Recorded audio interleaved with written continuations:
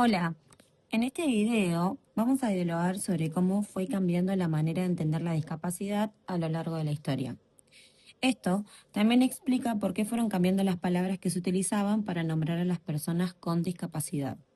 A medida que la sociedad fue cambiando su mirada, también fueron cambiando los derechos, las oportunidades y la forma de pensar la inclusión. Hoy vamos a recorrer la historia enfocándonos en 4 modelos importantes.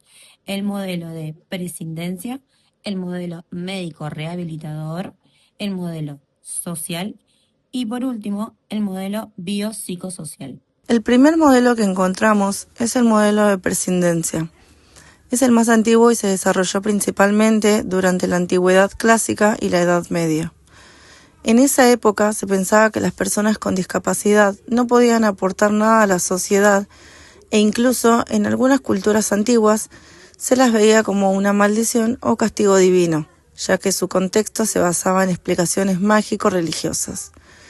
Por eso hablamos de prescindencia, porque la sociedad creía que podía prescindir de ellas, es decir, que no eran necesarias.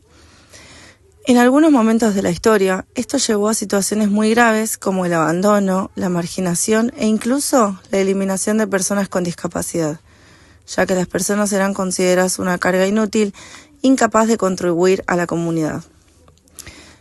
En esta época se usaban palabras muy despectivas o relacionadas con la lástima, como inválido, lisiado, deforme o incluso se decía que eran personas castigadas por Dios. Por ejemplo, podemos imaginar un niño con discapacidad que no podía caminar. Desde este modelo probablemente ni siquiera hubiera podido ir a la escuela porque se pensaba que no tenía nada para aportar. Luego aparece el modelo médico rehabilitador a principios del siglo XX y se consolida a mediados del mismo. Se da en el contexto de las guerras mundiales y con la irrupción de la epidemia de polio se hizo evidente la necesidad de recuperar físicamente a las personas. La mirada cambia un poco. Ya no se piensa que la discapacidad es un castigo, sino que es un problema de salud o enfermedad. Entonces, el objetivo pasó a ser curar, rehabilitar o normalizar a la persona que se parezca lo más posible a lo que la sociedad considera normal. En esta etapa aparecen palabras como paciente, enfermo, minusválido, incapacitado, anormal o inválido. En otras palabras, representó un avance a las concepciones anteriores al reconocer que la discapacidad no era un castigo, sino una condición vinculada a la salud.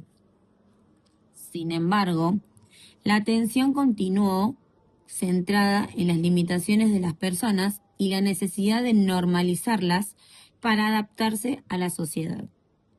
En conclusión, este modelo significó un cambio importante en la comprensión de la discapacidad, aunque con el tiempo esta mirada dio lugar a nuevos enfoques. Un claro ejemplo podría ser cuando un alumno se encuentra con una discapacidad motriz en silla de ruedas. Es derivado a tratamientos de kinesiología y rehabilitación con el objetivo de que logre caminar o se acerque lo más posible a lo que se considera normal. Mientras tanto, la escuela no realiza modificaciones en la infraestructura ni en sus prácticas pedagógicas. El que debe adaptarse es el estudiante, no la institución. Con el pasar del tiempo surge el modelo social, que cambia completamente la forma de entender la discapacidad, ya que se da a fines del siglo XX y surge como una crítica al modelo médico rehabilitador. Este modelo dice que el problema no está solamente en la persona, sino en las barreras que pone la sociedad. Es decir, muchas veces una persona encuentra dificultades no por su discapacidad, sino por el entorno que no está preparado para incluirla. Acá ya se comienza a hablar de persona con discapacidad. Parece un detalle, pero es muy importante porque primero conocemos la persona y después una característica de ella. Lo imaginario sería pensar en el estudiante que usa silla de ruedas. Puede asistir a una escuela donde haya rampas, baños adaptados, mobiliario accesible y docentes que realicen los ajustes necesarios para que participe de las actividades, y el alumno ya no debería adaptarse a la institución, sino que la escuela eliminaría las barreras que impiden su aprendizaje y participación. Por último, tenemos el modelo biopsicosocial, el cual rige hasta la actualidad y fue propuesto por el médico estadounidense Georg Engel en 1977.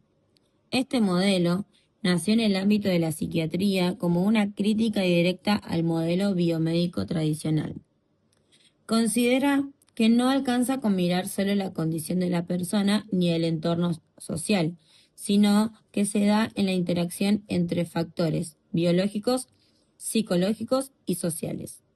De este modo, reconoce a la persona en su totalidad y propone brindar los apoyos necesarios para favorecer su autonomía, participación e inclusión en todos los ámbitos de la vida. Cada persona es diferente y necesita acompañamientos distintos. Por ejemplo, dos estudiantes con el mismo diagnóstico pueden necesitar apoyos completamente diferentes, por eso hoy no se piensa en soluciones iguales para todos. En conclusión, este último modelo propone una mirada integral de la discapacidad, considerando tanto las características de las personas como el contexto en el que vive. Su objetivo no es solo tratar una condición de salud ni eliminar barreras, sino ofrecer los apoyos necesarios para que cada persona pueda desarrollar sus capacidades, participar plenamente en la sociedad y ejercer sus derechos en igualdad de oportunidades.